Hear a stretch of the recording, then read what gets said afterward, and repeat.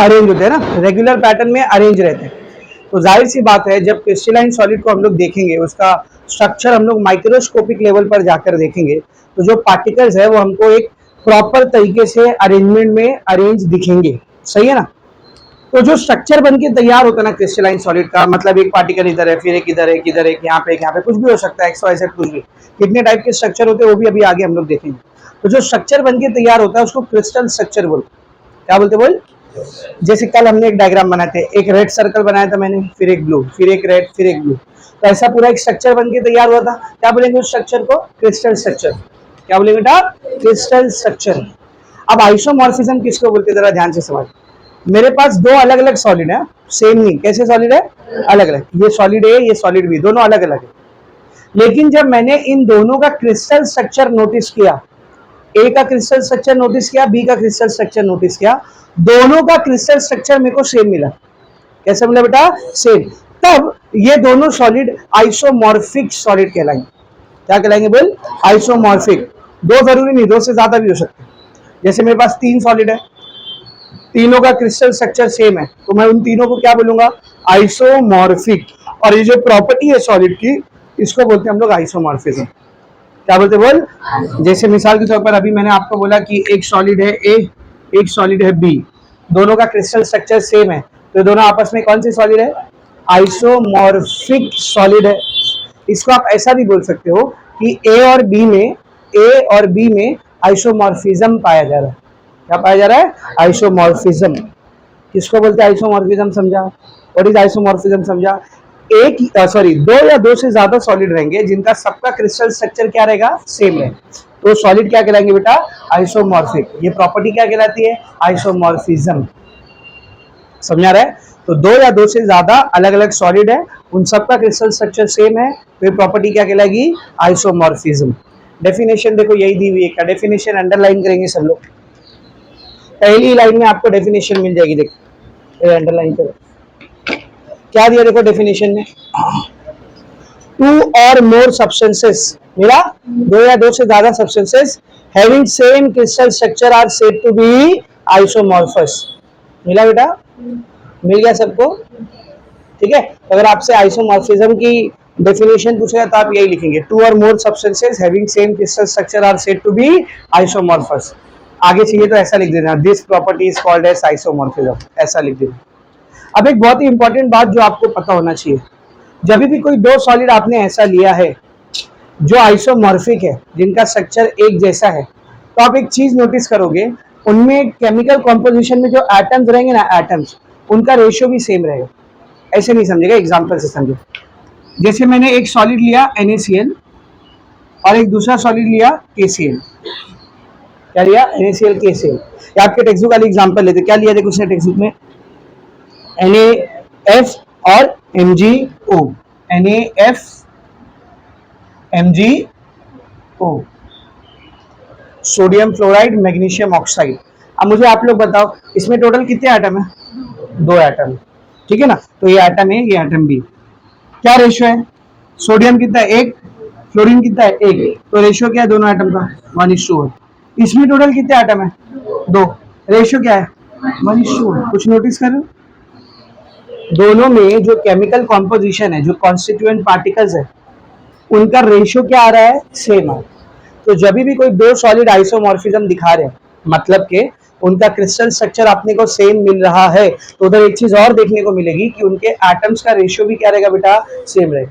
जैसे उसने कुछ एग्जांपल्स और लिए, देख सेकंड एग्जांपल उसने किसकी लिया है? NaNO3 and CaCO3। मिला? NaNO3 और CaCO3, sodium nitrate and calcium carbonate. सब बोर्ड पर देखेंगे, सब बोर्ड पर देखेंगे। इन दोनों का ये दो अलग अलग सॉलिड है, NaNO3 एक अलग सॉलिड है, CaCO3 एक अलग सॉलिड है, लेकिन जब आप इन दोनों का क्रिस्टल स्ट्रक्चर देखोगे तो आपको क्या मिलेगा? सेम मिलेगा। अब देखते हैं क्या रेशियो सेम आ रहा है। पहले मुझे बताना इसमें टोटल कितने एटम है? एक सोडियम का एटम है, एक नाइट्रोजन का है और तीन ऑक्सीजन। तो तीन अलग अलग एटम है, सोडियम नाइट्रोजन ऑक्सीजन। रेशियो क्या आ रहा है देख?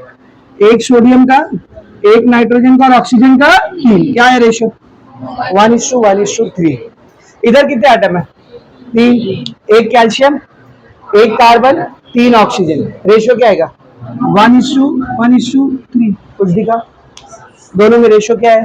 सेम। तो ये खास बात है आपको याद रखनी, अगर कोई दो सॉलिड आइसोमॉर्फिक है तो उनके कॉन्स्टिट्यूएंट पार्टिकल्स या उनके एटम्स का रेशियो भी क्या होता है बेटा? सेम होता है। तो 2 मार्क्स के लिए क्वेश्चन आता है एक्सप्लेन आइसोमॉर्फिज्म। तो बस ये 2 पॉइंट लिख दोगे, मार्क्स मिल जाएगा। पहले पॉइंट में आपको क्या लिखना है? डेफिनेशन। दूसरे पॉइंट में आप क्या लिखेंगे कि दो सॉलिड अगर आइसोमॉर्फिक है तो उनके कॉन्स्टिट्यूएंट एटम्स का रेशियो भी क्या होता है? सेम होता है। और फिर एग्जांपल दे दो, एक एग्जांपल इसकी दे दो, एक एग्जांपल इसकी दे दो। कितना मार्क्स मिल गया?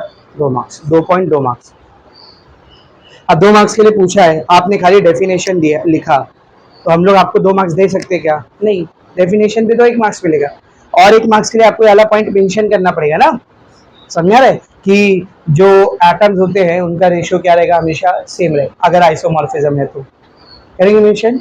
आइसोमॉर्फिज्म समझा? Is it very much clear? अभी इससे हट के दूसरा टॉपिक क्या है देख? पॉलीमॉर्फिज्म। अब पॉलीमॉर्फिज्म किसको बोलते हैं? यहाँ पर क्या था बेटा? आइसोमॉर्फिज्म में क्या था? एक सॉलिड थे या एक से ज्यादा? एक से ज्यादा। और सबका स्ट्रक्चर क्या था? सेम। इधर उल्टा है, इधर सॉलिड एक ही रहेगा, उसका स्ट्रक्चर अलग अलग पॉसिबल रहेगा।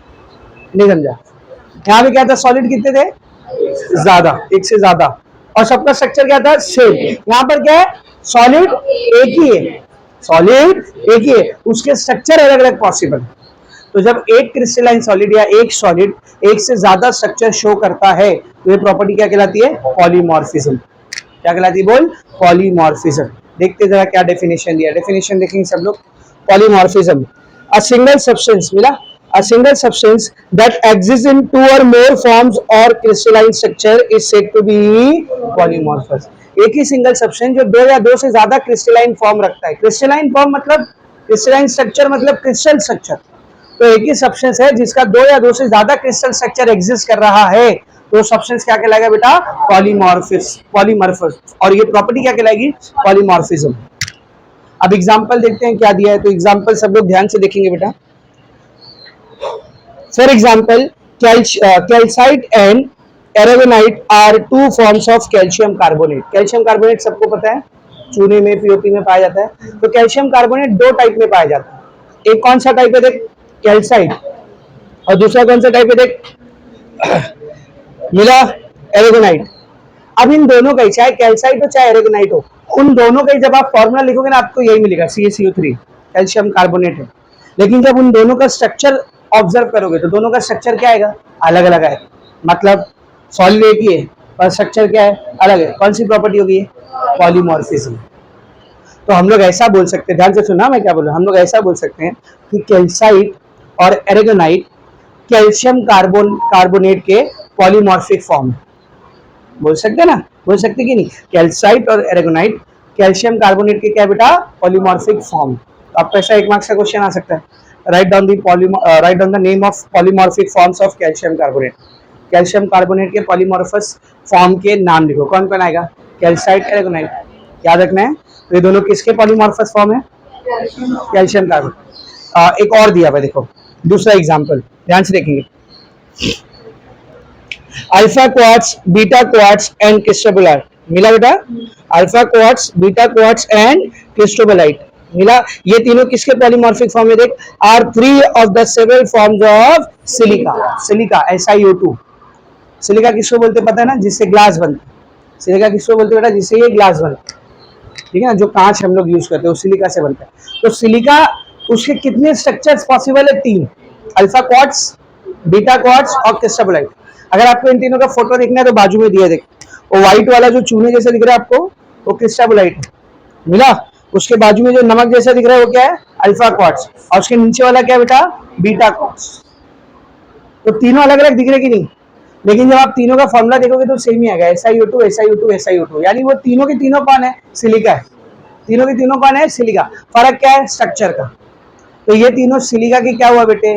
क्या हुआ? बोल, पॉलीमॉर्फिक फॉर्म्स या पॉलीमॉर्फस फॉर्म। तो आपको याद रखना है, कैल्शियम कार्बोनेट के कितने पॉलीमॉर्फिक फॉर्म? 2, कैल्साइट और एरेगोनाइट। और सिलिका के 3। कौन कौन से 3? अल्फा क्वार्ट्ज, बीटा क्वार्ट्ज और क्रिस्टोबलाइट। समझा अच्छे से? Is it very much clear? अब एक बहुत ही इंपॉर्टेंट चीज जो आप पहले ही 9वीं 10वीं में पढ़ के आए हो, इधर पे रिपीट किया तो मैं आपको समझा रहा हूँ। पॉलीमॉर्फिज्म क्या होता है वो समझ गया कि भाई एक सॉलिड था, एक सब्सटेंस था, और उसके अलग अलग फॉर्मेट अवेलेबल थे, अलग अलग स्ट्रक्चर अवेलेबल थे, हम लोग उसको पॉलीमॉर्फिज्म बोल रहे हैं। जब एलिमेंट्स के अंदर पॉलीमॉर्फिज्म पाया जाता है, किसके अंदर, एलिमेंट्स के अंदर, तो उसको पॉलीमॉर्फिज्म नहीं, उसको एलोट्रॉफिज्म बोलते हैं। क्या बोलते हैं उसको, एलोट्रॉफिज्म। सर एलिमेंट के अंदर समझा नहीं। अभी जैसे आपने अल्फा क्वार्ट्स, बीटा क्वार्ट्स और क्रिस्टलोइड, ये तीनों किसके पॉलीमॉर्फस फॉर्म है, सिलिका के। क्या फॉर्मूला था सिलिका का, SiO2। एक ही टाइप के एटम से बना है क्या, दो दो एटम, सिलिकॉन और ऑक्सीजन। एलिमेंट बोल सकते क्या उसको, क्या है वो, कंपाउंड है। क्या है वो, कंपाउंड। लेकिन अब मैं लेता हूँ ग्रेफाइट। ग्रेफाइट किसका बना होता है, carbon carbon carbon carbon carbon carbon, सिर्फ कार्बन, यानी ग्रेफाइट और कुछ नहीं, खाली और खाली क्या है, कार्बन। तो उसको कंपाउंड नहीं बोलेंगे, क्या बोलेंगे उसको, एलिमेंट बोलेंगे। तो सिलिका किसकी एग्जांपल हो गई, कंपाउंड की। ग्रेफाइट किसकी एग्जांपल हो गई, एलिमेंट। जब कंपाउंड्स के अंदर, ध्यान से सुन, जब कंपाउंड्स के अंदर पॉलीमॉर्फिज्म, सॉरी, अलग अलग स्ट्रक्चर पाया जाता है तो उसको पॉलीमॉर्फिज्म बोलते हैं। और जब एलिमेंट्स के अंदर अलग अलग स्ट्रक्चर पाए जाते हैं तो उनको एलोट्रॉफिज्म बोलते हैं। जैसे मिसाल के तौर पर जो कार्बन होता है ना, कार्बन, इसके 3 एलोट्रोफ होते हैं। कार्बन के कितने एलोट्रोफ होते हैं, 3। आपने पढ़ा होगा 10th स्टैंडर्ड में, कार्बन के 3 एलोट्रोफ होते हैं, कार्बन के 3 बहरूप होते हैं, आपने पढ़ा होगा 10th में। एक होता है ग्रेफाइट, एक होता है डायमंड, और एक होता है फुलेरिन। क्या बोला, fullerene. Graphite, diamond, fullerene. Carbon के कितने एलोट्रोफ होते हैं, 3। बोलो कौन कौन से, ग्रेफाइट, डायमंड, फुलेरिन। तो ये तीनों के नाम याद रखना, 1 मार्क्स में पूछते हैं कभी। समझ आ रहा है अच्छे से। ग्रेफाइट और डायमंड के बारे में तो मैंने आपको कल ही बता दिया था, फुलेरिन का खाली नाम याद रखोगे चलेगा, कोई दिक्कत नहीं। पर ये तीनों ही किससे बने हुए, बोल, सिर्फ और सिर्फ कार्बन, और कुछ नहीं। समझ में आ रहा है, ठीक है ना। देख क्या दिया एलोट्रॉफिज्म के बारे में, सब लोग ध्यान से देखेंगे। पॉलीमॉर्फिज्म अकरिंग इन एलिमेंट्स, मिला। पॉलीमॉर्फिज्म जब एलिमेंट में अकर करता है इज कॉल्ड एलोट्रॉपी। तो इसको क्या बोलते हैं हम लोग, एलोट्रॉपी बोलते हैं। फॉर एग्जांपल, एग्जांपल देख, 3 पॉलीमॉर्फिक या फिर allotropic forms of carbon are diamond, graphite and fullerene. मिल गया वो तीनों नाम, डायमंड, ग्रेफाइट और फुलेरिन। तो यहाँ पर आपका ये टॉपिक हो गया आइसोमॉर्फिज्म, पॉलीमॉर्फिज्म। समझा अच्छे से। एक बार क्विक रिकैप दे रहा हूँ, फिर आगे का टॉपिक स्टार्ट करते हैं। सब बोर्ड पर देखेंगे बेटा। आइसोमॉर्फिज्म क्या था, बोल, आइसोमॉर्फिज्म क्या था, 2 या 2 से ज्यादा सॉलिड है और उनका क्रिस्टल स्ट्रक्चर कैसा है, सेम। तो इसको क्या बोलेंगे, आइसोमॉर्फिज्म। इसमें सबसे इंपॉर्टेंट बात जो याद रखने की है कि जब भी 2 सॉलिड में आइसोमॉर्फिज्म पाया जाएगा तो उनके एटम्स का रेशियो भी क्या देखा जाता है, सेम होता है। समझा अच्छे से। पॉलीमॉर्फिज्म किसको बोलते हैं, एक ही सॉलिड रहेगा, एक ही सब्सटेंस रहेगा, उसके अलग अलग क्रिस्टल स्ट्रक्चर पॉसिबल रहेंगे, 2 या 2 से ज्यादा। तो ये प्रॉपर्टी क्या कहलाती है, पॉलीमॉर्फिज्म। उसके 2 एग्जांपल याद रखना है, एक कैल्शियम कार्बोनेट की, उसका 2 टाइप का पॉलीमॉर्फिक फॉर्म होता है, कौन कौन सा, कैल्साइट और एरागोनाइट। और दूसरी सिलिका की, SiO2, उसके कितने पॉलीमॉर्फिक फॉर्म होते हैं, 3, अल्फा क्वार्ट्स, बीटा क्वार्ट्स और बोलो कैल्सोबोलाइट, मिला, क्रिस्टोबोलाइट, सॉरी, मिला। Is it very much clear, ठीक है ना। उसके बाद आपको ये याद रखना है कि जब भी पॉलीमॉर्फिज्म एलिमेंट्स में पाया जाता है तो उसको एक नया नाम दे देते हैं, क्या, एलोट्रॉपी। जैसे एग्जांपल कार्बन, कार्बन के कितने एलोट्रोफ होते हैं, 3। कार्बन के 3 एलोट्रॉपिक फॉर्म होते हैं, कौन कौन से, diamond, graphite, fullerene. That's all, खत्म।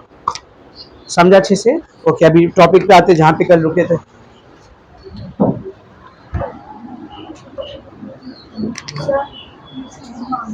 क्या बुक, तेरी बुक मैं लिया,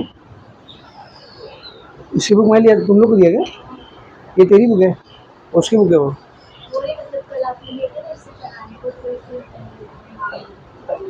तो कल का तेरे को आज याद आया तो बोलती तो सर मेरी बुक दे दो, नाम लिखा उस पे, पक्का, शायद, वेरी गुड। रुक जाओ, अभी बीच में रुकेंगे तब ढूंढेंगे कहाँ भी, और नहीं मिली तो भर चुक लो, पहले बोल दिया। चलो ध्यान से देखो। यस, जहां पर हम लोगों ने कल रोके थे उसी से स्टार्ट करते आगे, पेज नंबर 4 पर आओ। क्रिस्टल स्ट्रक्चर, हेडिंग मिला, क्रिस्टल स्ट्रक्चर। क्रिस्टल स्ट्रक्चर किसको बोलते हैं, मैंने आपको अभी बता दिया। जब कॉन्स्टिट्यूएंट पार्टिकल्स आपस में अरेंज होते जाते हैं एक रेगुलर पैटर्न में, तो एक स्ट्रक्चर बनके तैयार होता है जिसको हम लोग क्या बोलते हैं, क्रिस्टल स्ट्रक्चर। अच्छा, कल जो डायग्राम मैंने बनाया था, अगर आपको याद हो तो मैंने 2D में बनाया था, 2 डायमेंशनल डायग्राम था, बस ऐसे ऐसे आइटम रखे हुए थे। असल में स्ट्रक्चर कैसा होता होगा, 2D या 3D? Obviously 3D। जो सॉलिड्स आप देखते हो वो 2D में थोड़े ना होते, किसमें होते हैं, 3D में होते हैं। तो कॉन्स्टिट्यूएंट पार्टिकल 2D में अरेंज नहीं होते, किसमें अरेंज होते हैं, 3D में अरेंज होते हैं। लाइक कल जो मैंने डायग्राम बनाया था वो आपको थोड़ा रेक्टेंगुलर दिख रहा था ना, और असल में रेक्टेंगुलर नहीं रहेगा, कैसा रहेगा, क्यूब रहेगा। कैसे रहेगा वो बोल, क्यूब रहेगा। जैसे समझ इसमें जो एक एक पीस आपको दिख रहा है, ये एक एक पीस यहाँ पे समझ कॉन्स्टिट्यूएंट पार्टिकल क्या है बोल, तो ये कॉन्स्टिट्यूएंट पार्टिकल, ये दूसरा, ये तीसरा, ये चौथा, ये पांचवा, ये छठा, ये सातवां, आठवां, नौवां, फिर उसके पीछे, तो ये क्या बन के तैयार हुआ, क्रिस्टल स्ट्रक्चर। क्या बन के तैयार हुआ बोल, क्रिस्टल स्ट्रक्चर। अब जो कॉन्स्टिट्यूएंट पार्टिकल है वो जिधर जिधर अटैच हो रहे हैं, जिधर जिधर पे अरेंज हो रहे हैं, उन पॉइंट्स को ध्यान से सुनना, उन पॉइंट्स को हम लोग लटाइस पॉइंट कहते हैं। क्या कहते हैं बोल, लटाइस पॉइंट। जैसे मिसाल के तौर पर मैं आपको एग्जांपल से समझाता हूँ। समझ एक क्रिस्टल मैंने उठाया, क्यूब जैसा दिख रहा है, कैसा दिख रहा है, क्यूब, मतलब उसमें एक कॉन्स्टिट्यूएंट पार्टिकल इधर है। अच्छा, कॉन्स्टिट्यूएंट पार्टिकल को हम लोग किससे दिखाएंगे, देख बोल, किससे दिखाएंगे, सर्कल से नहीं, स्फीयर। किससे दिखाएंगे, स्फीयर। समझिए एक बॉल है ऐसे, उसके बाजू में दूसरा कॉन्स्टिट्यूएंट पार्टिकल, उसके नीचे तीसरा, उसके नीचे चौथा, फिर पीछे एक, इसके पीछे एक, इसके पीछे एक, इसके पीछे एक, टोटल 8 कॉन्स्टिट्यूएंट पार्टिकल हो गए ना। इमेजिन कर, 4 बॉल आगे ऐसा और 4 बॉल ऐसा पीछे, तो एक क्यूब बन के तैयार होगा। कितने कॉन्स्टिट्यूएंट पार्टिकल है उसमें, 8। अब मैंने क्या किया, सारे कॉन्स्टिट्यूएंट पार्टिकल्स को हटा दिया, खाली जिस पॉइंट पर वो रखे हुए थे ना, यानी सेंटर, सिर्फ उस पॉइंट को बना रहा हूं। देख, ध्यान से देखना, सारे कॉन्स्टिट्यूएंट पार्टिकल्स को मैंने हटा दिया, सिर्फ जिस पॉइंट्स पे वो रखे हुए थे उन पॉइंट्स को मैं बना रहा हूँ। 1 2 3 4 5 6 7 8 दिखा। तो जो पॉइंट्स बन के तैयार हुए ना, जहां पर कॉन्स्टिट्यूएंट पार्टिकल आएगा भी, इन पॉइंट्स को हम लोग बोलते हैं लटाइस पॉइंट। क्या बोलते हैं बोल, lattice point. What is this point known as lattice point. Sir ये सब कर क्यों रहे हम लोग, बेटा क्रिस्टलाइन सॉलिड के बारे में पढ़ रहे हो। क्रिस्टलाइन सॉलिड की सबसे मेन प्रॉपर्टी यही होती है कि उनका अरेंजमेंट फिक्स होता है, यानी अगर क्रिस्टलाइन सॉलिड पढ़ना है तो अरेंजमेंट के बारे में पढ़ना पड़ेगा।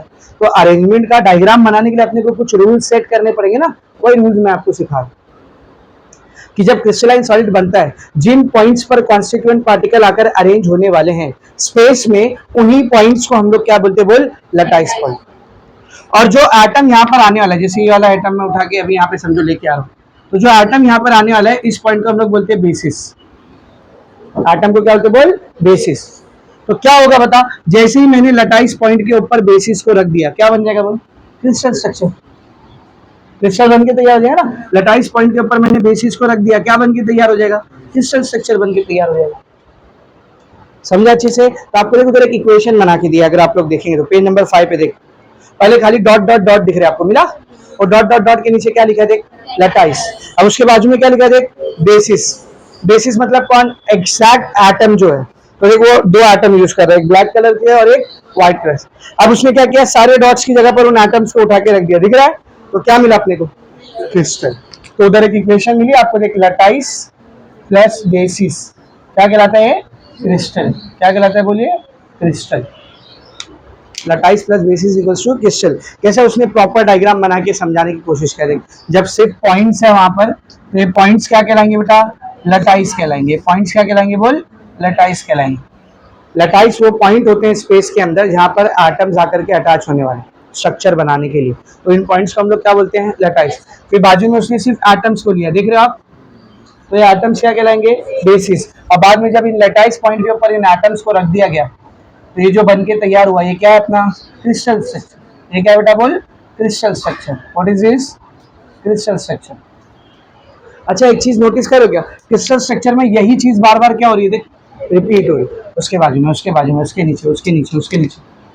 तो अगर मैं पूछूं आपसे, इस क्रिस्टल स्ट्रक्चर का सबसे छोटा यूनिट जो बार बार रिपीट हो रहा है, सबसे स्मॉलेस्ट यूनिट जो बार बार यूनिट रिपीट हो रहा है, तो आप इन तीनों को बोलोगे, इन 2 को बोलोगे या 1 को बोलोगे, 1 को बोलेंगे ना। ये सबसे छोटा यूनिट है जो बार बार क्या हो रहा है, रिपीट। अभी तुम में से कोई बोल सकता है सर रिपीट तो ये वाली लाइन भी बार बार हो रही है, ऊपर भी वही लाइन है, नीचे भी वही लाइन है, पर मैंने क्या बोला, स्मॉलेस्ट, सबसे छोटा यूनिट। तो सबसे छोटा यूनिट जो रिपीट हो रहा है वो कौन सा है, ये वाला है ना। तो क्रिस्टल स्ट्रक्चर का जो सबसे छोटा यूनिट होता है, जो बार बार रिपीट होकर के क्रिस्टल स्ट्रक्चर को बनाता है, इस सबसे छोटे यूनिट को हम लोग यूनिट सेल कहते हैं। क्या कहते हैं बोल, unit cell. What do we call it as, unit cell. अब ये यहां से चालू हुआ यूनिट सेल, आप पूरे चैप्टर में ये वर्ड सुनते रहोगे आप, unit cell, unit cell, unit cell, unit cell. किसको बोलते हैं यूनिट सेल, समझा रहे। एक क्रिस्टल स्ट्रक्चर का वो सबसे छोटा यूनिट जो बार बार रिपीट होकर के उस क्रिस्टल स्ट्रक्चर को बना रहा है, उस सबसे छोटे यूनिट को हम लोग क्या बोलते हैं, यूनिट सेल। तो मैंने आपको एक साथ 4 डेफिनेशन बताया। सबसे पहला, स्पेस में जहां पर कॉन्स्टिट्यूएंट पार्टिकल अरेंज होंगे उन पॉइंट्स को हम लोग क्या कहते हैं, लटाइस। कॉन्स्टिट्यूएंट पार्टिकल्स को या स्फीयर्स को हम लोग क्या बोलते हैं, बेसिस। जब लटाइस पर बेसिस को अटैच कर दिया जाता है तो क्या बनता है, क्रिस्टल स्ट्रक्चर या क्रिस्टल। इस क्रिस्टल स्ट्रक्चर का सबसे छोटा यूनिट जो बार बार रिपीट हो रहा है वो क्या कहलाता है, यूनिट सेल। चारों बातें समझिए अच्छे से, चारों का डेफिनेशन अंडरलाइन करा रहा हूं, सब लोग ध्यान से देखेंगे। सबसे पहले लटाइस देखेंगे। यहाँ तो पेज नंबर 4 पे आपको नीचे हेडिंग मिली, क्रिस्टल लटाइस एंड बेसिस मिली हेडिंग, उसमें देखिए अंडरलाइन कर, lattice is the geometrical arrangement of point in a 3 dimensional periodic array. Points को 3 डायमेंशन में, 3 डायमेंशन में मतलब स्पेस में, एक एरे के फॉर्म में, एरे मतलब नेटवर्क, एक नेटवर्क के फॉर्म में ऐसा अरेंज करते चले जाएंगे, ज्योमेट्री बनेगी जो, तो ज्योमेट्री क्या कहलाती है बेटा, लटाइस कहलाती है। यानी पॉइंट से बनने वाली ज्योमेट्री क्या कहलाती है, लटाइस कहलाती है। अब देख बेसिस के बारे में क्या लिखा है, देख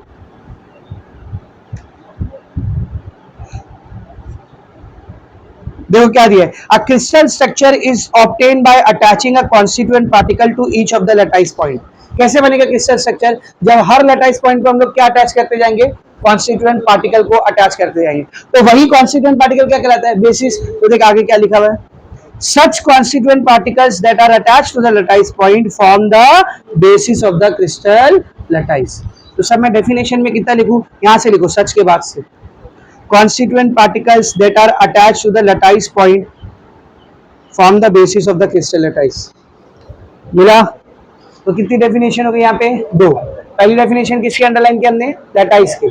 दूसरी डेफिनेशन किसके अंडरलाइन की, बेसिस की। अभी देख आपको क्रिस्टल के बारे में क्या दिया हुआ है, देख crystal lattice is also called as space lattice of crystal। Thus, crystal is the structure that result by attaching a basis to each of the lattice point। ये क्रिस्टल का डेफिनेशन हो गया, हर लटाइस पॉइंट पे basis को attach करने के बाद जो स्ट्रक्चर बनता है उसको क्या बोलते हैं, क्रिस्टल। तो यहाँ से अंडरलाइन करेगी 10 के बाद से, crystal is the structure that result by attaching a basis to each of the lattice point. मिल गया, मिल गया बेटा। और उसके बाद वो इक्वेशन अंडरलाइन करो, बॉक्स में डालो, lattice plus basis is equal to crystal, डाल दिए। कितनी डेफिनेशन दे दिया मैंने आपको, 3। पहली डेफिनेशन आपने किसके अंडरलाइन की, लटाइस की, दूसरी बेसिस की, अभी जो तीसरी अंडरलाइन की वो क्रिस्टल की। अब चौथा क्या था, यूनिट सेल। मेरे को देखो किसको बोलते हैं यूनिट सेल, एक क्रिस्टल में सबसे छोटा यूनिट जो बार बार क्या होगा, रिपीट होगा। तो देखो उधर नीचे यूनिट सेल हेडिंग मिली, उसमें देख बोल्ड करके लिखा है उसमें, the smallest repeating structure unit of a crystalline solid is called unit cell. एक क्रिस्टलाइन सॉलिड का स्मॉलेस्ट मतलब सबसे छोटा, रिपीटिंग मतलब वो बार बार क्या हो रहा है, रिपीट हो रहा है। तो क्रिस्टलाइन सॉलिड का सबसे स्मॉलेस्ट रिपीटिंग स्ट्रक्चर क्या कहलाता है, बोल, यूनिट सेल कहलाता है। कर दी अंडरलाइन।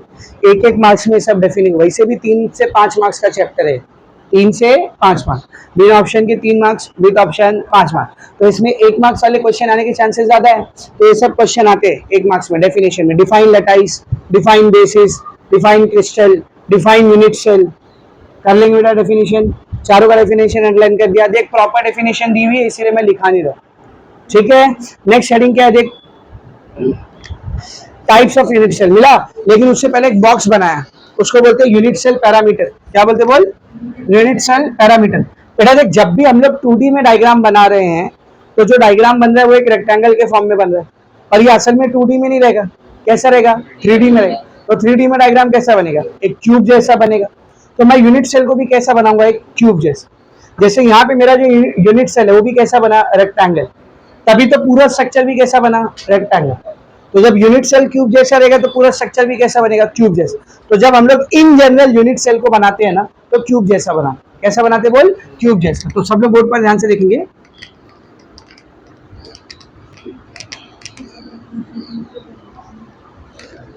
एक ट्यूब की अगर मैं बात करूं तो हम लोग यहाँ पे क्या क्या चीजें नाप सकते हैं।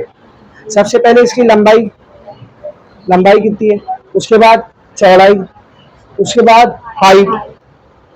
इसके अलावा हम लोग इसकी लंबाई, चौड़ाई और हाइट, इनके बीच का एंगल्स भी नाप सकते हैं। अगर आप लोग देखेंगे तो इधर ध्यान से देख, इधर ध्यान से देख, ये लंबाई है, ये हाइट है, ये इन दोनों के बीच का एंगल है जो यहाँ पर 90 है, सही है। What is this height, what is this चौड़ाई, ये देख इन दोनों के बीच का एंगल, ये क्या है लंबाई, ये क्या देख चौड़ाई, ये इन दोनों के बीच का एंगल। समझ में आ रहा है अच्छे से। तो एक यूनिट सेल में हम लोग 6 चीजें नाप सकते हैं। यूनिट सेल में हम लोग क्या कितनी चीजें बना सकते हैं? 6, लंबाई, चौड़ाई और ऊंचाई, और इन तीनों के बीच में बनने वाले 3 एंगल।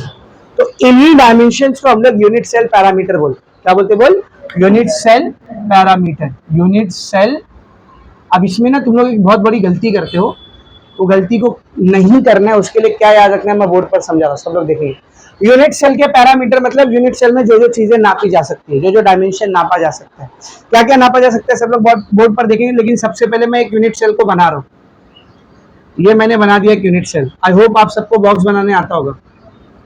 नहीं आता है तो देख रहे हो ना मैं कैसा बना रहा हूँ। ये मैंने एक बॉक्स बना दिया, एक यूनिट सेल। अब एक यूनिट सेल में हम लोग क्या क्या नाप सकते हैं? उसकी लंबाई, चौड़ाई और ऊंचाई। तो मैं क्या करता हूँ, एक डायमेंशन को नाम देता हूँ ए। एक डायमेंशन को क्या नाम देता हूँ? बोल ए। मतलब ये जो डायमेंशन दिख रहा है आपको बेटा, ये डायमेंशन को मैंने क्या नाम दिया? ए। ये भी ए, वो पीछे भी है। एक डायमेंशन को मैं नाम देता हूँ बी। एक डायमेंशन को मैंने क्या नाम दे दिया? बोल बी। और एक डायमेंशन को मैंने नाम दे दिया सी। तो इसकी लंबाई ए है, चौड़ाई बी है और ऊंचाई कितनी है? सी। तो इसको थोड़ा सिंप्लीफाई करने के लिए मैं ऐसा दिखा रहा हूँ, देखो सही है? ए बी सी, या इसको ए, इसको बी, इसको सी बोलो, या इसको ए, इसको बी, इसको सी बोलो, उससे फर्क नहीं पड़ता। तो यूनिट सेल में हम लोग 3 तो लेंथ नाप सकते हैं। इन लेंथ को क्या नाम दिया जाता है? एबीसी। और 3 इनके बीच के क्या रहेंगे? एंगल्स। अच्छा, लेंथ को हमने क्या नाम दिया? एबीसी। तो एंगल्स को हम लोग नाम देते हैं अल्फा बीटा गामा। एंगल्स को क्या नाम देते हैं हम लोग? Alpha beta gamma. अब एबीसी के लिए कैसा है? किसको भी ए ले ले, किसको भी बी ले ले, किसको भी सी ले ले, उससे कुछ फर्क नहीं पड़ता। लेकिन अल्फा बीटा गामा के लिए ऐसा नहीं है। मेरा मन किया अल्फा बीटा गामा, खत्म। कोई दूसरा बंदा आ गया अल्फा बीटा गामा, नहीं, कहीं भी नहीं ले सकते। अब ये थोड़ा सा आपको याद रखने की चीज है। क्या है? सब लोग बोर्ड पर देख, ए और बी के बीच का जो एंगल होता है उसको गामा से दिखाते हैं। किसके किसके बीच का? ए और बी के बीच का एंगल गामा। बी और सी के बीच के एंगल को अल्फा से दिखाते हैं। बी और सी के बीच के एंगल को किससे दिखाते हैं हम लोग? बोल अल्फा से दिखाते हैं। और सी और ए के बीच का एंगल हम लोग बीटा से दिखाते हैं। किससे दिखाते हैं बेटा? बोल बीटा से। अब सर मैं इसको कैसे याद रखूं? आप तो लिख दिए फटफट, मैं कैसे याद रखूं? तो मैंने भी फटफट नहीं लिखा, मैं भी ये ट्रिक से याद किया। वो ट्रिक मैं लगाया अपने मन में तो मैं लिख। अब क्या ट्रिक है सब लोग ध्यान से देख। यहाँ पे लिखने का एबीसी, यहाँ पे क्या लिखने का? एबीसी। उसके सामने लिखने का अल्फा बीटा गामा। तो आपने पहले क्या लिखा? एबीसी। फिर क्या लिखा? Alpha beta gamma. अब ध्यान से देख, ये वाला एंगल किसके किसके बीच में? ए और बी के बीच में। ए और बी आ गया ना, बचा कौन? सी। सी बोले तो यहाँ गामा रहेगा। समझ में आ रही ट्रिक? फिर से देख, ये वाला एंगल किसके किसके बीच में? ए और बी के बीच में। बचा कौन? सी। सी मतलब ये गामा है। ये वाला एंगल किसके किसके बीच में? बी और सी। बचा कौन? ए। ए मतलब ये अल्फा है।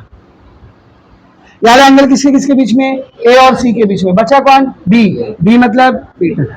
कैसे याद रखना है समझा? कैसे याद रखना है समझा? तो इन 6 चीजों को, A B C alpha beta gamma, इन 6 चीजों को हम लोग बोलते हैं यूनिट सेल पैरामीटर। क्या बोलते हैं? बोल यूनिट सेल पैरामीटर। तो यूनिट सेल पैरामीटर में 6 चीजें आती है, A B C alpha beta gamma, ये 6 चीजें आती है। सर क्यों बता रहे हैं हम लोग को ये, हमको ये चीजें क्यों बताई जा रही है? तो बेटा असल में यूनिट सेल होते हैं ना, वो 14 टाइप के होते हैं, टोटल 14। क्रिस्टलाइन सॉलिड में जो यूनिट सेल होते हैं वो टोटल कितने टाइप के होते हैं? 14 टाइप के होते हैं। इन 14 टाइप को भी 7 ग्रुप में बांटा गया है। कितने ग्रुप में बांटा गया? मतलब एक है उसके अंदर 4, फिर एक है उसके अंदर 2, फिर एक है उसके अंदर 1 ही है, एक है उसके अंदर 3 है। तो ऐसा 7 ग्रुप है, उसकी सब टाइप है। सब टाइप को टोटल करोगे तो आंसर कितना आएगा? 14 आएगा। तो जो 7 ग्रुप बांटेगे ना, 7 ग्रुप, वो इन 6 के बेसिस पे बांटेंगे। ए बी और सी के बीच में आपस में क्या रिलेशन है? सेम है या अलग अलग है? अल्फा बीटा गामा सेम है या अलग अलग है? कितने डिग्री का है? 90 डिग्री है या कुछ और एंगल है?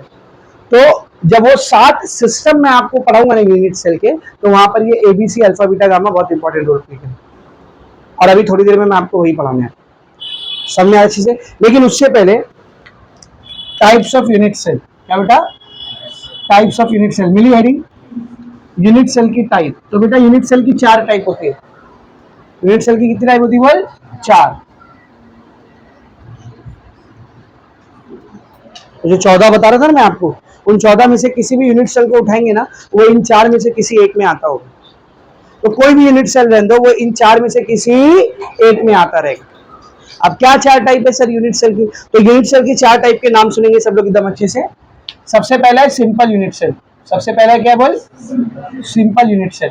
इसको ना प्रिमिटिव यूनिट सेल भी बोलते हैं। और क्या बोलते हैं इसको? बोल प्रिमिटिव यूनिट सेल। सबसे पहला है सिंपल यूनिट सेल या प्रिमिटिव यूनिट सेल, समझे अच्छे से। दूसरा है बॉडी सेंटर्ड यूनिट सेल। दूसरा क्या है बोल? बॉडी सेंटर्ड यूनिट सेल, समझ में आ रहा है?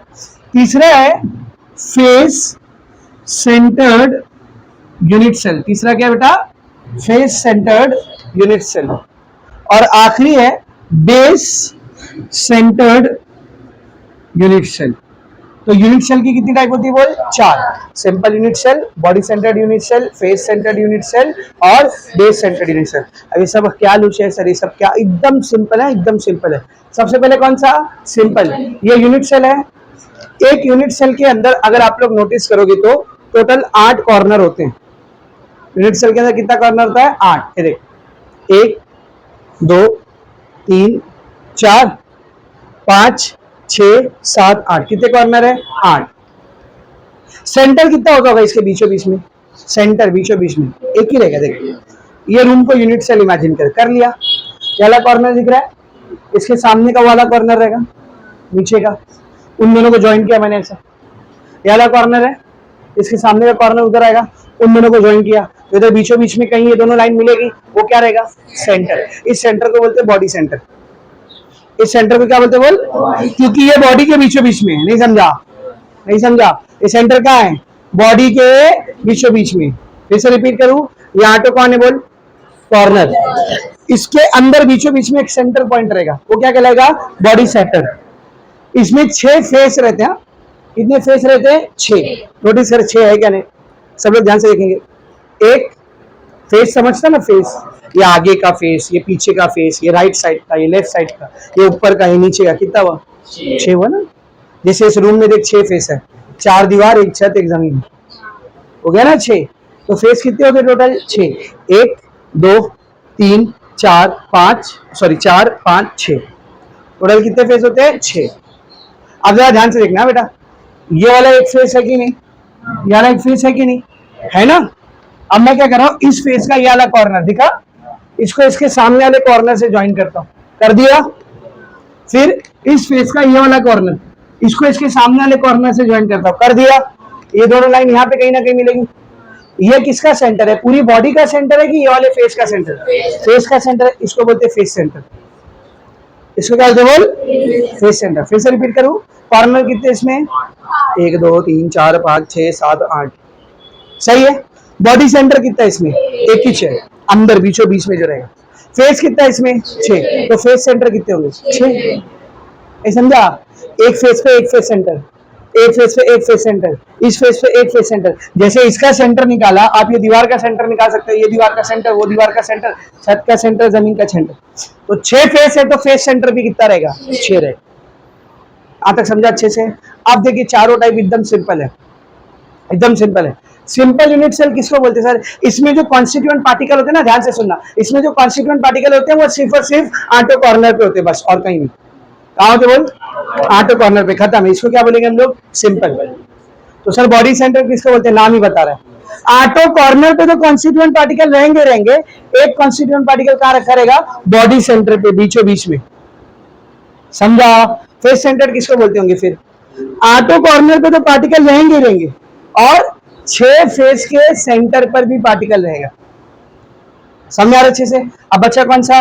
Base centre. सब बेस सेंटर किसको बोलते हैं? इसमें कोई भी 2 आमने सामने के फेस सेंटर पे होता है, बस, बाकी 4 पे नहीं। कोई भी 2 आमने सामने, मतलब अगर यहाँ एक फेस सेंटर पे है तो इसके सामने एक रहेगा, इन 4 पे रहेगा क्या? अगर यहाँ पे एक एटम है तो इसके यहाँ पे रहेगा, और 4 पे रहेगा क्या? तो ऐसे को क्या बोलते हैं हम लोग? Base centre.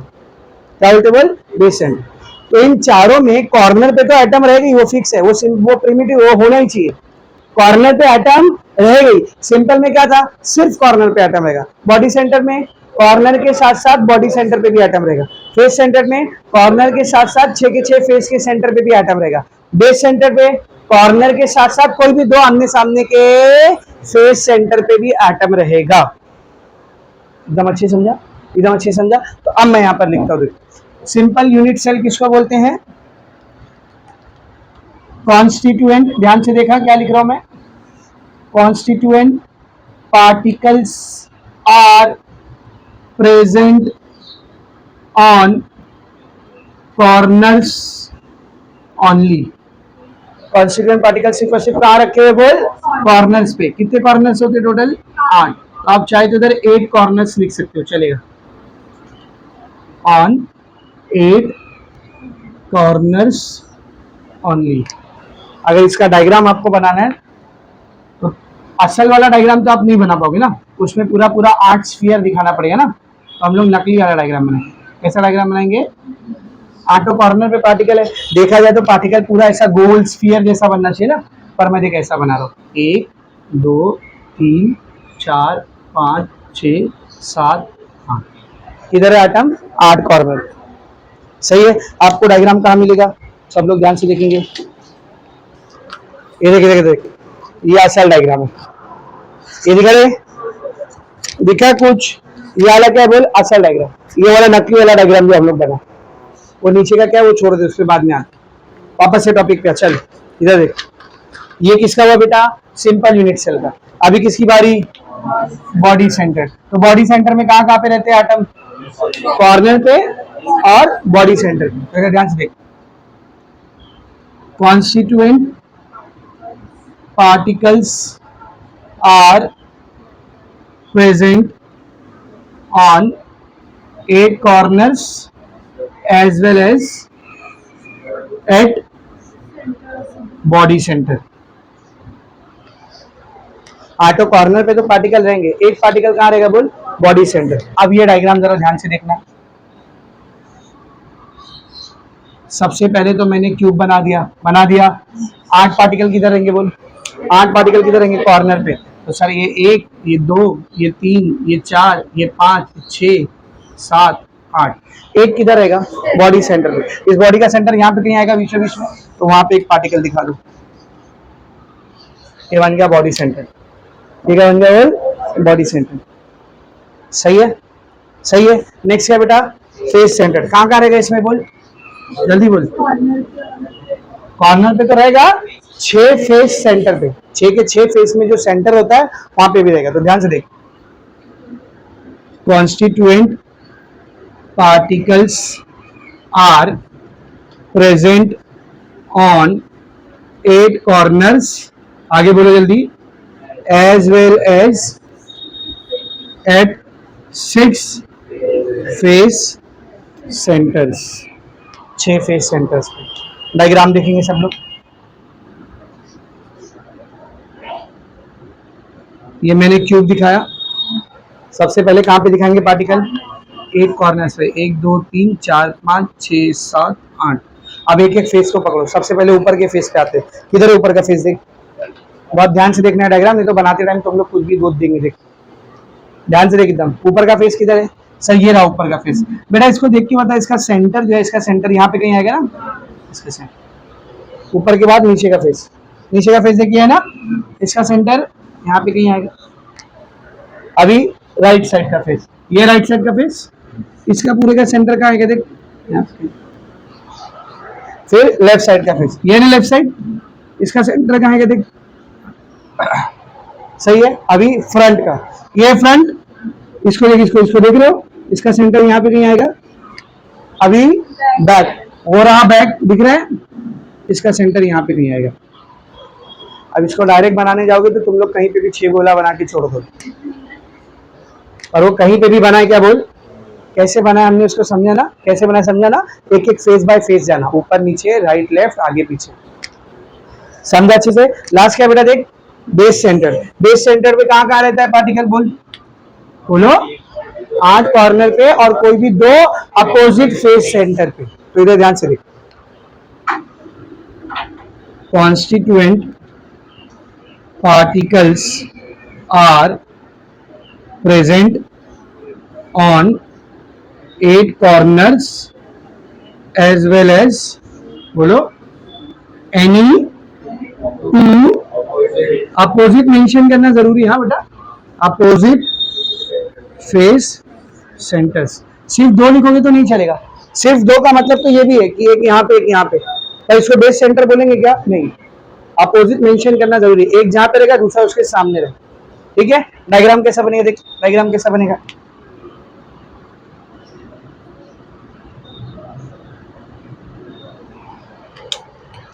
8 एटम किधर दिखाएंगे हम लोग? 8 सर्कल कॉर्नर पे। अब कोई भी एक फेस को पकड़ो, समझ मैंने ऊपर का फेस पकड़ा, तो ऊपर के फेस का सेंटर कहाँ पे आएगा बोल? इधर। तो दूसरा कहाँ बना बोल? ये नीचे का फेस है, ये इसका सेंटर, ये हो गया बेस सेंटर। तो अगर आपको क्वेश्चन आया explain the types of unit cell, क्या बोला मैंने? Explain the types of unit cell, तो आपको ये 4 समझाना है, नाम लिखना है, डेफिनेशन और बाजू में छोटू सा डायग्राम।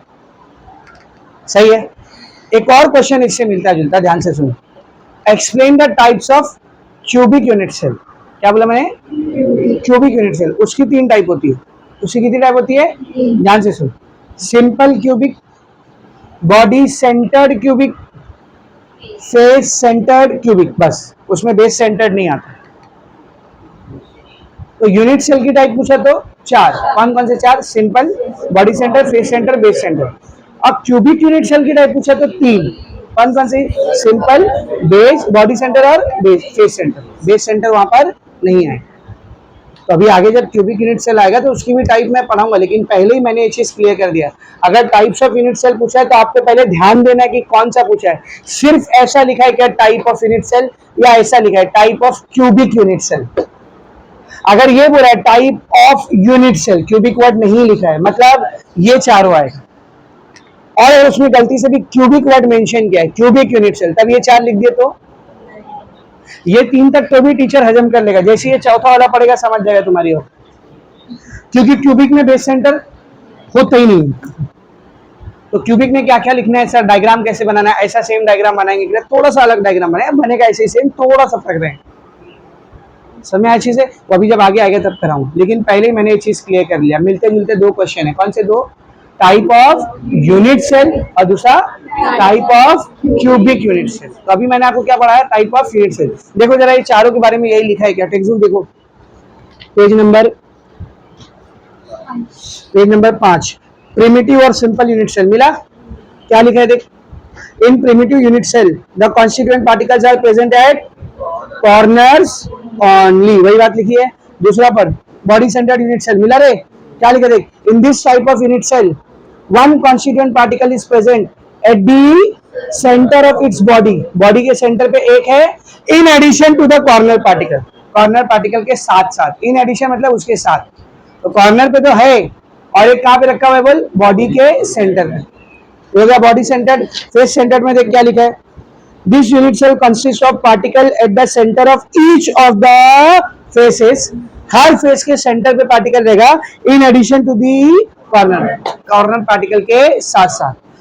बेस सेंटर पे क्या लिखा देख, this unit cell consist of particle at the centre of any 2 of its opposite face, मिला same word, in addition to the corner. तो आप वैसा लिखो या ऐसा लिखो, बात क्या है? सेम है, आपको जो ज्यादा आसान लगता है वैसा लिखो। टाइप ऑफ यूनिट सेल समझा। नेक्स्ट क्या है देख, क्रिस्टल सिस्टम मिला, उसमें 14 ब्रेविस लैटाइसिस के बारे में पढ़ना है, 14 टाइप के क्रिस्टल या 14 टाइप के यूनिट सेल के बारे में पढ़ना है। तो सर वो तो इतना सा दिया हुआ है, फिर सीधा क्यूबिक सिस्टम चालू किया है, तो वहां इतना सा दिया ना, वो 14 बाजू में बॉक्स में दिखाया देख, वो डायग्राम गिन टोटल कितना है, शुरू में 3, फिर 4, 3 और 4 7, 7 और 2 9, 2 12 13 है 14, वो 14 समझाता हूँ अभी मैं आपको, समझा अच्छे से? उससे पहले ये लिखो, फिर वो 14 पढ़ते हैं। Right it down fast.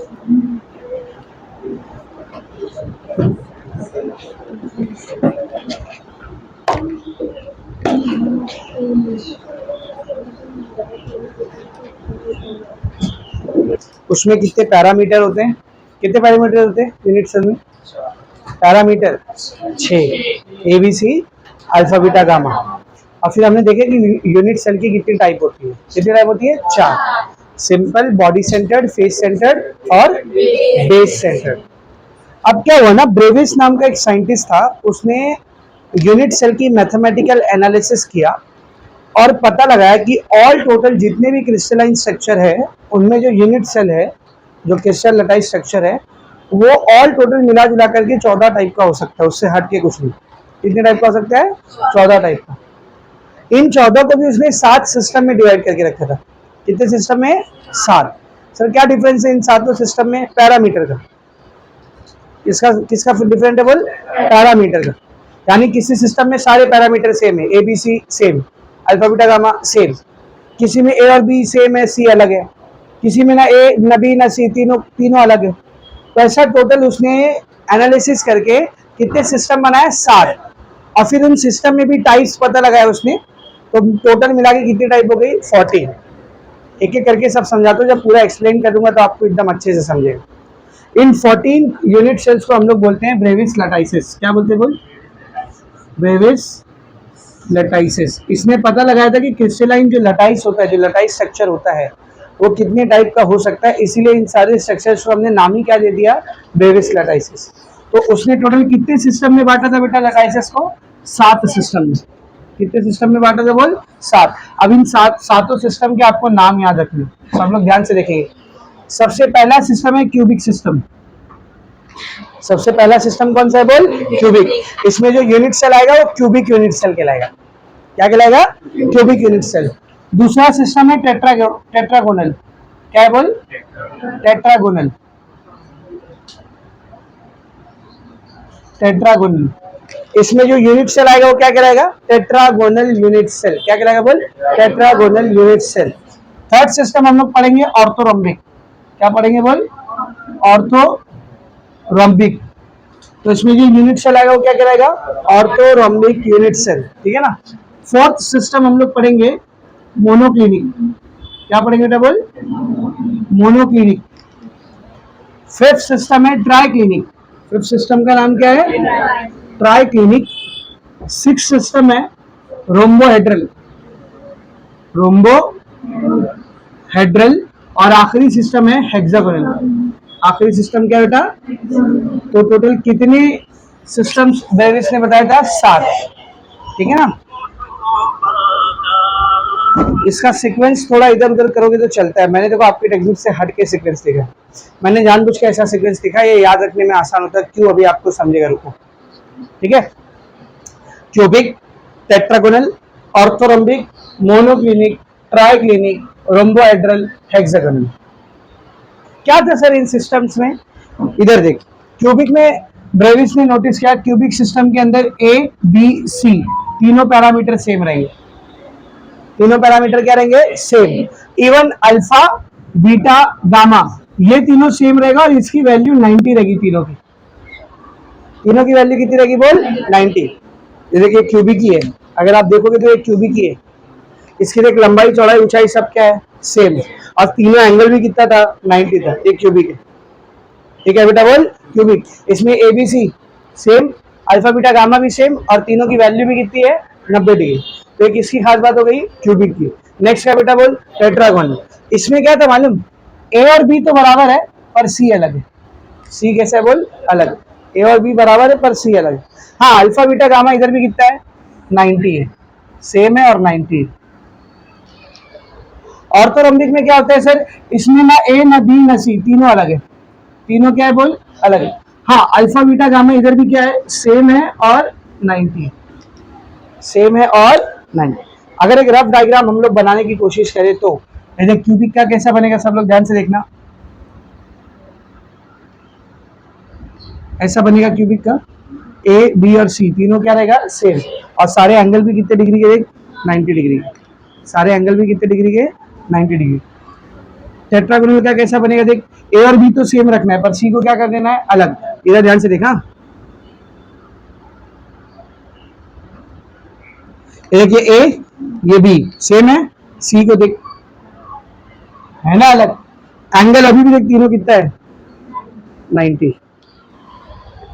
ये क्या हो गया अपना? बोल, टेट्रागोनल। ऑर्थोरोम्बिक में क्या है? ए बी सी तीनों अलग है। ऑर्थोरोम्बिक में क्या है? बोल, ए बी सी तीनों अलग है। ये ए ये बी, तो नोटिस कर ए से बी क्या है? थोड़ा ज्यादा है, और सी और ज्यादा है। ए बी सी तीनों अलग है। और अल्फा बीटा गामा अभी भी कितना है बेटा? 90 डिग्री है। तो ये हो गया अपना क्यूबिक टेट्रागोनल ऑर्थोरोम्बिक। कैसे याद रखना है समझा? A B C equal alpha beta gamma 90, A B बराबर है सी अलग है, alpha beta gamma 90, A B C तीनों अलग है, अल्फा बीटा गामा 90। सही है। मोनोक्लिनिक में क्या था सर? इसमें यानी कंडीशन सेम है, ए बी सी तीनों अलग है। ये जो अल्फा बीटा गामा दिख रहा है इसमें दो एंगल 90 है, एक अलग है, दो एंगल 90 है और एक अलग है। तो देखिए इसको मैं ऐसा लिख रहा हूं, समझ। फॉर एग्जांपल अल्फा और गामा 90 है, अल्फा गामा 90 है, बीटा नॉट इक्वल टू 90।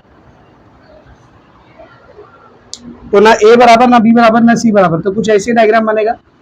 अब इसमें दो एंगल को 90 रखना है, एक को 90 नहीं रखना है। तो मैं क्या कर रहा हूँ जरा ध्यान से देखा, ये वाला एंगल 90 रखता है, ये वाला एंगल 90 रखता है, ये 90 से हटा देता हूँ। ये बॉक्स देख कुछ ऐसा हो जाएगा, ध्यान से देखा, ये बॉक्स कुछ ऐसा हो जाएगा, टेढ़ा हो जाएगा थोड़ा सा, क्योंकि एक एंगल जो ये वाला है उसको 90 से हटा दिया मैंने। देखो समझा अच्छे से? ये किसकी टाइप हुई? मोनोक्लिनिक। ए बी सी तीनों अलग, अल्फा और बीटा और गामा में से दो 90 है, एक 90 नहीं है, जैसे अल्फा गामा 90 और बीटा 90 नहीं। ये किसकी एग्जांपल हुई? मोनोक्लिनिक। ट्राई क्लिनिक में क्या है? इसकी भी फर्स्ट कंडीशन सेम है, ए बी सी तीनों अलग है, इसमें अल्फा बीटा गामा ये तीनों भी अलग है, और तीनों भी अलग है, 90 नहीं है, कुछ और है। तीनों अलग है और 90 भी नहीं, कुछ और है। ये 45 वो 50 वो 60 ऐसा कुछ भी। समझ आ रहा अच्छे से? तो देख याद रखने का तरीका देख, A B C same, alpha beta gamma 90, A B same है, सी अलग, alpha beta gamma 90, A B C तीनों अलग, अल्फा बीटा गामा 90। इसमें भी ए बी सी तीनों अलग, दो 90 एक 90 नहीं, इसमें तीनों अलग, अल्फा बीटा गामा भी अलग, 90 नहीं। अब समझो मैंने सीक्वेंस ऐसा क्यों लिखा, याद रखने में आसानी होती है। अब बचे लास्ट के दो, तो सर ये लास्ट के दो का क्या फंडा है? इसमें ए बी और सी तो बराबर रहेगा बेटा, ए बी सी बराबर रहेगा, अल्फा बीटा गामा भी बराबर रहेगा, पर 90 नहीं रहेगा, कुछ और रहेगा। बराबर रहेगा पर 90 नहीं रहेगा, जैसे 50-50-50 हो सकता है। सी में ना तीनों 90 है क्या? नहीं। ये किसकी एग्जांपल हो गई? रोम्बोहेड्रल। लास्ट क्या बेटा बोल? हेक्सागोनल। इसमें ए और बी बराबर रहेगा, सी अलग रहेगा, ए और बी बराबर रहेगा और सी अलग रहेगा। अल्फा और बीटा ये दोनों 90 रहेंगे, गामा 120 रहेगा। गामा कितना रहेगा बोल? 120। ये कुछ ऐसा बनता है, ध्यान से देखना, ये कुछ ऐसा बनता है।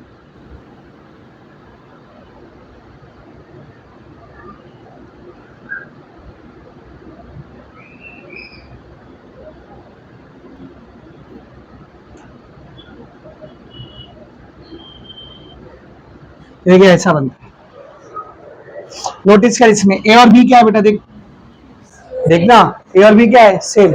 सी अलग है, सी क्या है? अलग है। दो एंगल 90 डिग्री का है, दो एंगल कितने डिग्री का है? 90 डिग्री। कौन कौन सा? अल्फा और बीटा। हाँ, गामा कितने डिग्री का है? 120। तो ये वाला एंगल 120 करेगा, ये वाला एंगल कितने डिग्री करेगा? 120। समझा अच्छे से? ठीक है ना। इसको हेक्सागोनल क्यों बोलते हैं मैं वो भी आपको बताता हूँ। ऐसे ही 3 क्यूबिक यूनिट सेल लिए, कितने? 3, और तीनों को लाइन से अरेंज किया। एक ध्यान से देख, ये ऊपर का एक दिख रहा है, ये ऊपर का एक, फिर इसके पीछे का एक, ठीक है, और फिर उसके बाजू का ये वाला एक। ऐसा 3 यूनिट सेल को, ये देखिए, एक ऊपर का हो गया, ये दो उसके पीछे का, और फिर ये बाजू वाला एक, ऐसा बाजू वाला एक।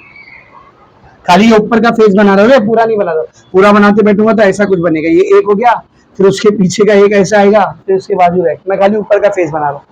तो नोटिस करो, ऊपर का फेस आपको कौन सी ज्योमेट्री की तरह दिख रहा है? देख, ये कौन सी ज्योमेट्री है? हेक्सागन ना ये। कौन सी ज्योमेट्री है? हेक्सागन।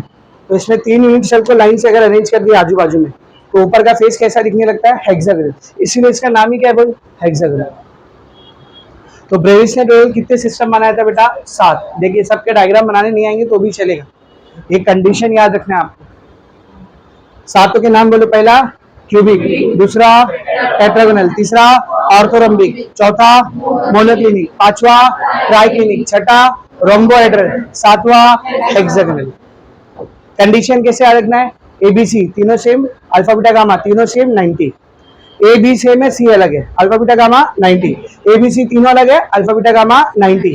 ए बी सी तीनों अलग है, अल्फा गामा 90 है, बीटा 90 नहीं। एबीसी तीनों अलग है, अल्फा बीटा गामा भी अलग है पर 90 नहीं। ABC same, alpha beta gamma भी सेम पर 90 नहीं। ए और बी सेम, सी अलग, अल्फा बीटा 90, गामा 120। समझा अच्छे से? ये हो गया सातों का सातों क्यूबिक सिस्टम। तो सर आप तो 14 बोले थे, तो 7 ही हुई। तो बेटा ये सातों के यूनिट सेल रहेंगे ना, इसमें रहेगा क्यूबिक का यूनिट सेल, इसमें रहेगा टेट्रागोनल का, इसमें रहेगा ऑर्थोरोम्बिक का, इसमें रहेगा मोनोक्लिनिक का। सातों के क्या रहेंगे बोल? Unit cell. लेकिन सर आपने अभी थोड़ा देर पहले हमको पढ़ा है कि यूनिट सेल की 4 टाइप होती है। यूनिट सेल की क्या होती है बेटा? 4 टाइप। कौन कौन सी 4? Simple, body centre, face centre, base centre. तो क्या इन सातों में वो 4 टाइप रहेगी? नहीं। अगर सातों में 4 टाइप होती, 4 इसकी, 4 इसकी, 4 इसकी, 4 इसकी, 4 इसकी, 4 इसकी, 4 इसकी, 28 हो जाता है। और 28 नहीं, कितना है? 14। तो किसकी कौन सी टाइप रहती है वो आपको याद रखना है। क्यूबिक में 3 ही पाया जाता है, मैंने ऑलरेडी आपको बता दिया। क्यूबिक में 3 ही पाया जाता है। कौन से 3? सिंपल, बॉडी सेंटर और फेस सेंटर। बोर्ड पर देख, क्यूबिक में कितनी टाइप होती है? 3।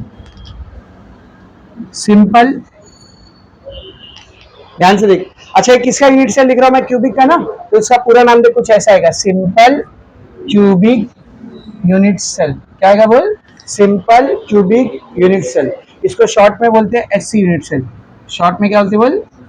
SC unit cell. एससी बोले तो सुप्रीम कोर्ट है ना, एससी बोले तो सिंपल क्यूबिक। क्या? Simple cubic. दूसरा आएगा बेस, बॉडी सेंटर्ड। दूसरा क्या आएगा बोल? Body centred. अब ये किसकी टाइप है? क्यूबिक की ना, तो पूरा नाम बोल, body centred cubic unit cell. इसको शॉर्ट में बोलते हैं बीसीसी। शॉर्ट में क्या बोलते हैं इसको? बीसीसी, मतलब body centred cubic unit cell. और तीसरी और आखिरी टाइप है इसमें फेस सेंटर्ड। कौन सी बेटा? यानी बेस सेंटर्ड इधर नहीं, तो face centred. Face centred cubic unit cell. इसको शॉर्ट में बोलते हैं एफसीसी। शॉर्ट में क्या बोलते हैं इसको बोल? एफसीसी। एफसीसी मतलब face centred cubic unit cell. तो क्यूबिक की कितनी टाइप हो गई बोल? क्यूबिक की कितनी टाइप? 3। तो 3 टाइप के यूनिट सेल आपको पता चले। कौन कौन से? Simple cubic, body centred cubic, face centred cubic. ये तीनों का डायग्राम देख, ये पहला तीनों, ये तीनों क्यूबिक है। सिंपल में देख, खाली कॉर्नर पे एटम है, बॉडी सेंटर पे बीच में भी आया, और फेस सेंटर पे 6 फेस पे भी आया। सही है? ये हो गए 3। आगे बढ़ते हैं। नेक्स्ट कौन सा देख? टेट्रागोनल। नेक्स्ट कौन सा बेटा? टेट्रागोनल में 2 ही टाइप पाई जाती है। टेट्रागोनल में 2 ही टाइप पाई जाती है। पहली दो मतलब कौन कौन सी? सिंपल और बॉडी सेंटर। सिंपल और, अच्छा पूरा नाम बोल क्या आएगा इसका? सिंपल क्यूबिक यूनिट सेल है ना, क्या आएगा? Simple tetragonal unit cell. Sir इसका शॉर्ट फॉर्म मत याद रखो, बताता हूँ क्यों। इधर देख, इसमें क्या आएगा? बॉडी सेंटर्ड टेट्रागोनल, बोलना, body centred tetragonal unit cell. इसका भी कोई शॉर्ट फॉर्म नहीं है। डायग्राम देखना है तो दोनों का डायग्राम देख सकते हो आप। तीसरी वाली लाइन में देख, टेट्रागोनल के दोनों डायग्राम है। सिंपल में देख, खाली कॉर्नर पे एटम आया है ना, और बॉडी सेंटर पे एक बीच में भी आ गया मिला। नेक्स्ट क्या बेटा देख? ऑर्थोरोम्बिक। ये अकेला ऐसा सिस्टम है जिसमें 4 टाइप पाई जाती है ना, याद रखना, 1 मार्क्स क्वेश्चन बनता है इसमें। अकेला ऐसा सिस्टम जिसमें यूनिट सेल की 4 टाइप पाई जाती है, कौन सा है वो? ऑर्थोरोम्बिक। बाकी किसी में भी 4 टाइप नहीं पाई जाती, इसमें 4 टाइप पाई जाती है। ऑर्थोरोम्बिक सिस्टम में यूनिट सेल की 4 टाइप पाई जाती है। 4 टाइप मतलब कौन कौन सी बता? सिंपल भी मिलेगा इधर, बॉडी सेंटर्ड भी मिलेगा, और फेस सेंटर्ड भी मिलेगा, और बेस सेंटर्ड भी मिलेगा। It is the only type of system in which all the 4 type of unit cell are found. ठीक है ना? तो सिंपल का पूरा नाम बोल, इसका क्या क्या? Simple orthorhombic unit cell. ये body centred orthorhombic unit cell, ये face centred orthorhombic unit cell, और ये base centred orthorhombic unit cell. देख इसका भी डायग्राम आपको सेकंड लाइन में मिलेगा। देख 4 डायग्राम है। देख सिंपल में कॉर्नर पे एटम है, बॉडी सेंटर में बीच में, फेस सेंटर पे 6 फेस में, और बेस सेंटर पे आमने सामने की 2 साइड पर, ऊपर नीचे दिख रहा है। अच्छा कितना वो गिन रहे, यहाँ तक 3 हुआ था ना, चौथा यूनिट सेल, पांचवा यूनिट सेल, छठा, सातवां, आठवां, नौवा। आगे बढ़ते हैं, नेक्स्ट कौन सा है, मोनोक्लिनिक। मोनोक्लिनिक की भी 2 टाइप होती है, मोनोक्लिनिक में भी 2 ही पाया जाता है सर। कौन सा, पहला और आखिरी, पहला और आखिरी, मतलब कौन कौन, सिंपल और बेस सेंटर्ड, खत्म, सिंपल और बेस सेंटर्ड। ठीक है, पूरा नाम क्या है इसका, बोल, सिंपल मोनोक्लिनिक यूनिट सेल, यहाँ पर base centred monoclinic unit cell. Diagram देख दोनों का, किधर है मोनोक्लिनिक, चौथे नंबर पे मिला। सिंपल पे कॉर्नर पे एटम है और बेस सेंटर पे कॉर्नर पे भी और ऊपर नीचे के फेसेस पे मिला। कितना हो गया, 9 तक हुआ था, 10, 11। अब बचे हुए लास्ट की जो 3 है ना, इसकी एक ही एक टाइप है, सिंपल सिंपल सिंपल, खत्म। इसमें और कोई नहीं पाया जाता, इसमें भी सिर्फ सिंपल पाए जाते हैं, ट्राई क्लिनिक में भी सिर्फ सिंपल पाया जाता है, रोम्बोहेड्रल में भी सिर्फ सिंपल पाया जाता है, हेक्सागोनल में भी सिर्फ सिंपल पाया जाता है। तो इधर क्या क्या बोल, सिंपल, बोलना पूरा नाम, simple triclinic unit cell, यहाँ पर सिंपल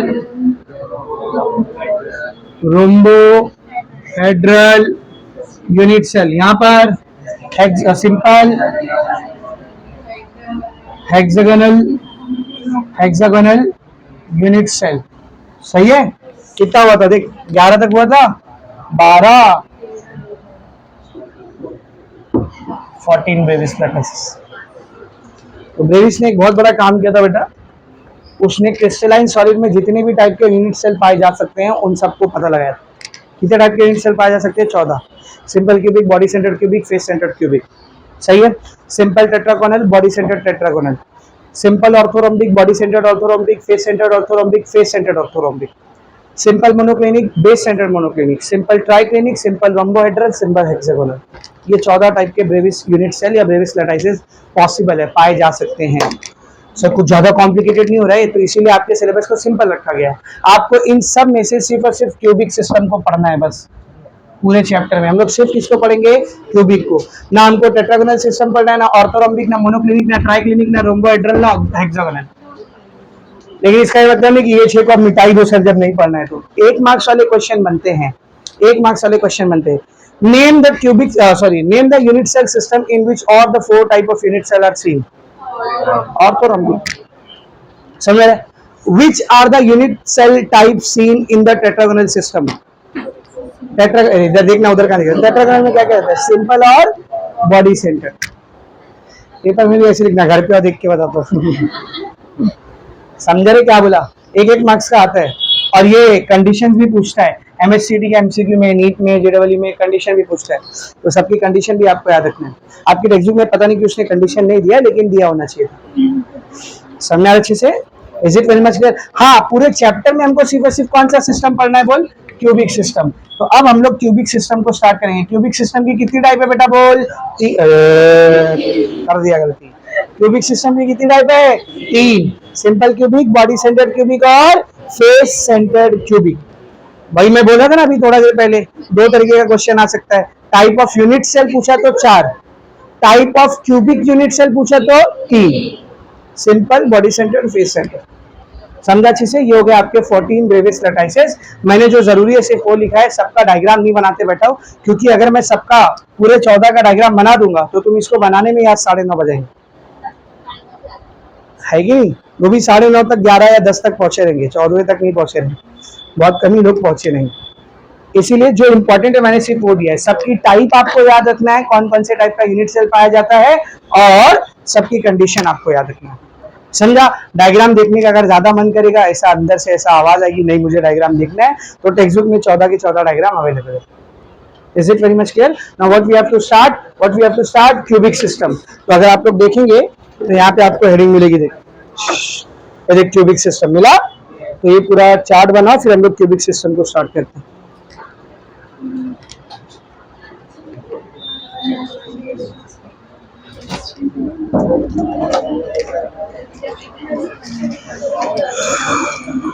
तो अपने को पता है क्यूबिक सिस्टम में कितने टाइप के यूनिट सेल होते हैं, 3, simple cubic, body centred cubic और फेस सेंटर्ड क्यूबिक। अब डेफिनेशन आपको ऑलरेडी पता है, सिंपल क्यूबिक में क्या आएगा बोल, तुम लोग बोलो मैं लिखता हूँ, बोलो। कॉन्स्टिट्यूएंट पार्टिकल तो बोल रहे पहले, constituent particles are present at 8 corners only। Constituent particle किधर रहेगा, सिर्फ 8 कॉर्नर पे। इधर क्या लिखेंगे बोल, कॉन्स्टिट्यूएंट पार्टिकल्स आर, बात नहीं, present at 8 corners as well as at body center। 8 corner पर रहेंगे और बॉडी सेंटर पे, ठीक है। इधर देख, face centred, constituent particles are present at 8 corners as well as at 6 face centres रे, बॉडी सेंटर नहीं, फेस सेंटर्स। तो 8 कॉर्नर पे रहेंगे और 6 फेस के सेंटर पे रहेंगे। डायग्राम वैसे ही मिलता जुलता बनेगा, थोड़ा सा अलग है, सब लोग बोर्ड पर देखेंगे। सिंपल क्यूबिक का कैसा आएगा देख, सबसे पहले क्यूब बनाएंगे। अब ये क्यूब ही होना चाहिए, पहले वाले डायग्राम में अगर आपने परफेक्ट क्यूब नहीं बनाया था तो भी चलेगा। यहाँ पर क्या होना चाहिए, परफेक्ट क्यूब होना चाहिए। क्यूब किससे बनता है, हमेशा स्क्वायर से। तो नोटिस करो, आप जो बना रहे हो क्या होना चाहिए बेटा, स्क्वायर। ये जो दोनों आप बना रहे हो दोनों स्क्वायर होने चाहिए। अगर ये स्क्वायर नहीं तो डायग्राम रॉन्ग हो जाएगा, ठीक है ना, क्योंकि आपको क्यूब बनाना है। क्या बनाना है बेटा, क्यूब उसको बोलते हैं जिसमें तीनों डायमेंशन क्या हो, सेम, ठीक है। तो अगर आप यहाँ पर नोटिस करोगे ध्यान से, तो ए बी और सी तीनों क्या है बेटा, सेम। अब जो सिंपल क्यूबिक का डायग्राम बन रहा है तो पार्टिकल सिर्फ और सिर्फ कहाँ रहते हैं, कॉर्नर। तो पूरे पार्टिकल्स मत दिखाओ, सिर्फ लेटाइस पॉइंट को थोड़ा सा हाईलाइट कर दो। तो एक कॉर्नर पे यहाँ पार्टिकल रहेगा, एक यहाँ पर, एक यहाँ पर, एक इधर, एक इधर, एक इधर, एक इधर, एक इधर। बस ये सिंपल क्यूबिक का डायग्राम है, खत्म। इजी, सेम है पहले वाले की तरह, ठीक है। आगे बढ़ते हैं, नेक्स्ट कौन सा बेटा, बॉडी सेंटर।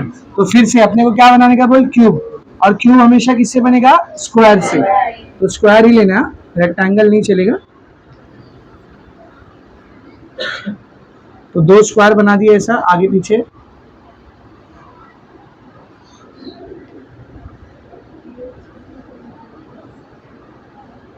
ठीक है, इसके 8 कॉर्नर्स पे पार्टिकल रहेंगे। अभी तेरे को ना मार के भगाऊंगा, मुंह बंद रखो एकदम तुम लोग। तो इधर देख,